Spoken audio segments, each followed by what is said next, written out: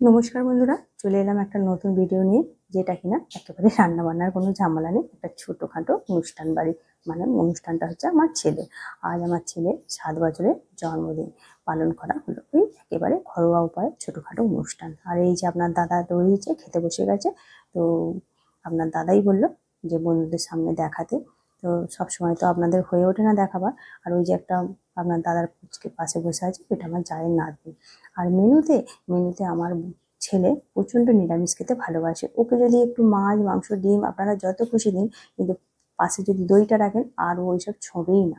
ওই দইটা দিয়ে কিন্তু ভাত খাবে। আর আমি আজকে রান্না করেছি 5 রকম ভাজা, মুগ ডাল, স্যালাড আছে, আর ওই যে পাঁপড়, চাটনি, আর একটু দই, মিষ্টি, পায়েস তো আছে, আর 5 রকম মিষ্টি। আর এই যে একটা প্রদীপ জ্বলছে, প্রদীপটা কিন্তু আমাদের জ্বালাতেই হয়।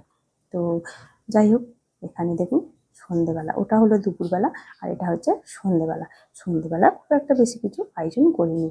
তো এই যে মেয়ে দেখাচ্ছে, আর ওই যে পুচকাটা দাঁড়িয়ে আছে, আর ওই যে দুটো ছেলে মেয়ে মাঝখানে যে দাঁড়িয়ে আছে না, ওটা আপনার দাদার বন্ধুর ছেলে মেয়ে।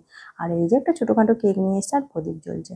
এখানে মাটির প্রদীপ জ্বাললে একটু ভালো হতো। আর এই যে আমাদের, আপনার মানে আমাদের বলতে আপনার দাদার বা আমাদের একেবারেই পছন্দ নয় যে ফু দিয়ে প্রদীপ বা মোমবাতি নেবানো।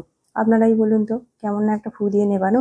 আমরা কি করি, ছেলে মেয়ের ভালোর জন্য, মঙ্গলের জন্য আমরা কি করি, বাতি দিই।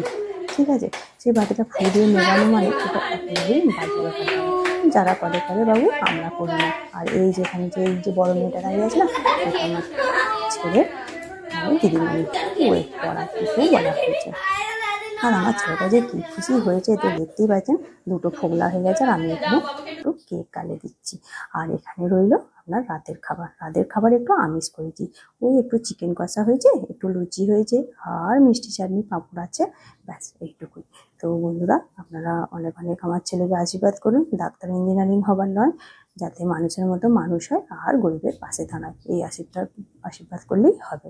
তো বন্ধুরা, বন্ধুরা আমার ছেলেকে আশীর্বাদ করছেন তো অবশ্যই কমেন্টে জানাবেন। তো আজকের মতো ভিডিওটা এখানেই শেষ করতে হচ্ছে। ভিডিওটা দেখার জন্য ধন্যবাদ।